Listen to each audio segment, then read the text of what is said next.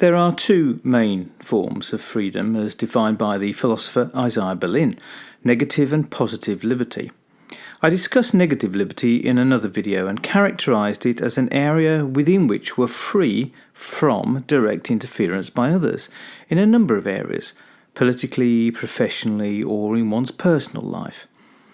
Isaiah Berlin summarised this idea of freedom in the phrase, "I am slave to no man."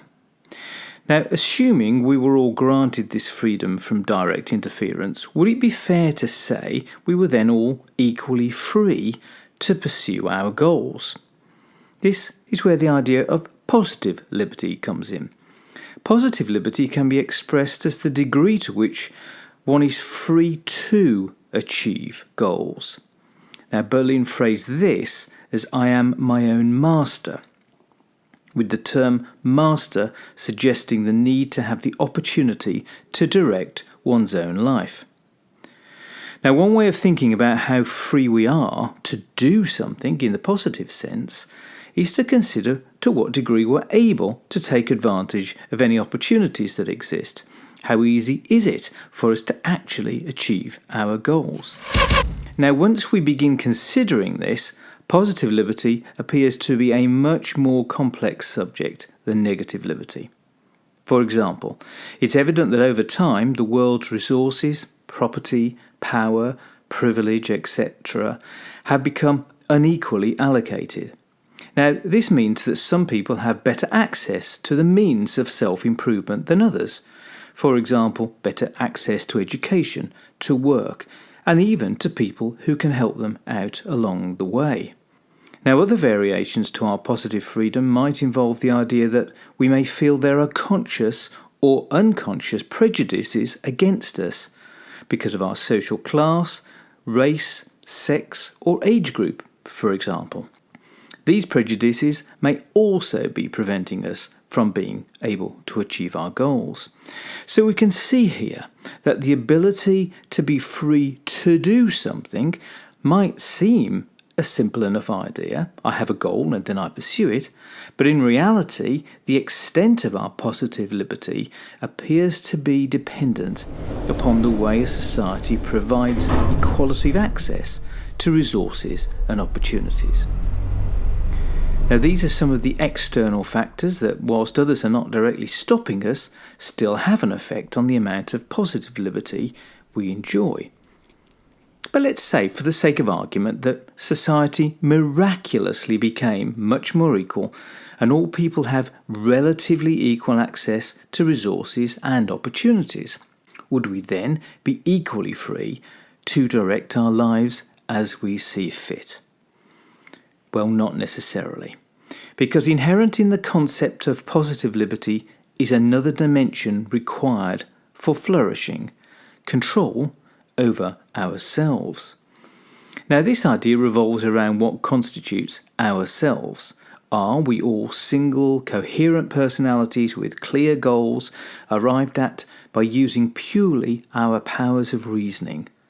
Or do we on occasions make decisions based on emotional impulses or animal desires? It can be argued that taking a particular course of action is the result of a competition between two different sides of one's personality. One side that is more rational, weighs up options and reaches a reasoned conclusion, and one side that pursues immediate pleasures and is more impulsive. As an example, our impulsive, pleasure-driven side may want to smoke tobacco, whilst our rational side knows that there is evidence to suggest this can adversely affect our health and can inhibit our ability to flourish. So which route should we choose? Now, in many societies, we're allowed to make a free choice and to continue these behaviours as long as we don't harm others. For example, by smoking in an area that keeps us away from non-smokers. But some proponents of positive liberty might go further. They might argue that if we know what the rational choice is and we ignore it, then we're not truly free because we are enslaved by ourselves.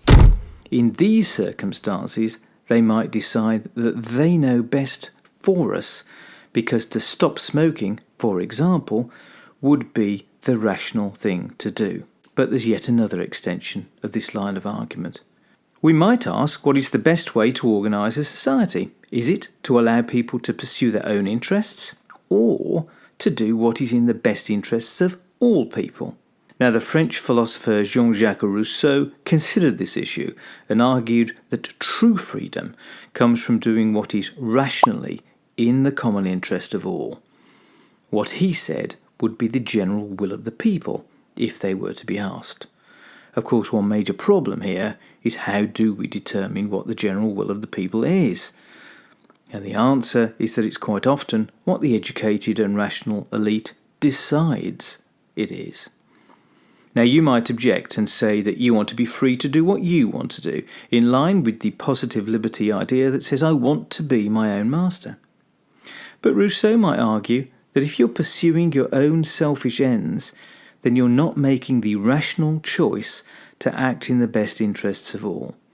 And in such a situation, Rousseau suggests that you can be forced to be free.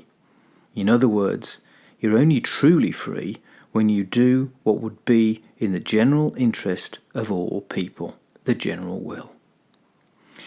Now, we can see that this seems to be the opposite of where we started.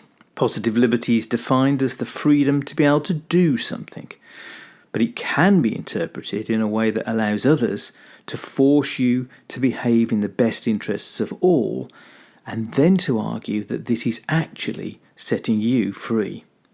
So in summary, we can see that whilst positive liberty appears to be an apparently simple idea, the freedom to do what you want to do and to be your own master, in reality it requires the delicate balancing of a number of competing demands.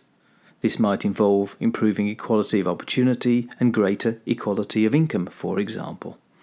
But it can also have a darker side, where at the political extremes, people are forced into behaving in a way they wouldn't choose to, whilst being told that this is actual freedom. Which leaves us with a question. How much positive liberty do we possess? And to what degree should we be forced to be free, if at all? It's an interesting thought.